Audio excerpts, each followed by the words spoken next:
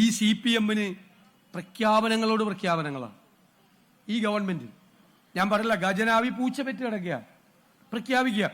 2021 പറഞ്ഞു ഞങ്ങൾ അധികാരത്തിൽ വന്നാൽ 1600 രൂപയുടെ സാമൂഹ്യ സുരക്ഷാ പെൻഷൻ 2500 ആക്കും.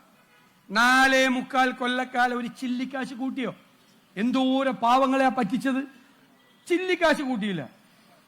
ഇപ്പൊ തെരഞ്ഞെടുപ്പിന്റെ തൊട്ട് തലയാഴ്ച 400 രൂപ കൂട്ടിയെന്ന്. അപ്പൊ ഞങ്ങൾ പറഞ്ഞു മലയാളിയുടെ സാമാന്യ ബുദ്ധിയെ പരീക്ഷിക്കരുത്. എന്ത് ചെയ്തു? ആ 400 രൂപ മേടിച്ച് പോക്കറ്റിലിട്ടു. പോളിംഗ് ബൂത്തിൽ പോയി UDF വോട്ട് ചെയ്തു. അപ്പൊ നമ്മുടെ ഇടുക്കിയിലെ മണി സഖാവ് വാ തുറന്ന അദ്ദേഹം പറയണ അറിയാലോ. അദ്ദേഹം പറഞ്ഞു കൊള്ളരുതാത്തവന്മാര് വോട്ടർമാരെയാണ് നമുക്ക് വോട്ട് ചെയ്തവര്, ഞങ്ങളുടെ കാശും മേടിച്ച് പുട്ടടിച്ച് അവർക്ക് പോയി വോട്ട് ചെയ്തു.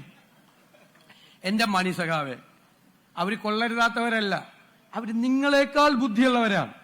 അവർക്കറിയാം ഈ LDF സർക്കാർ 2 മാസത്തേക്കേ പെൻഷൻ കൊടുക്കുള്ളൂ.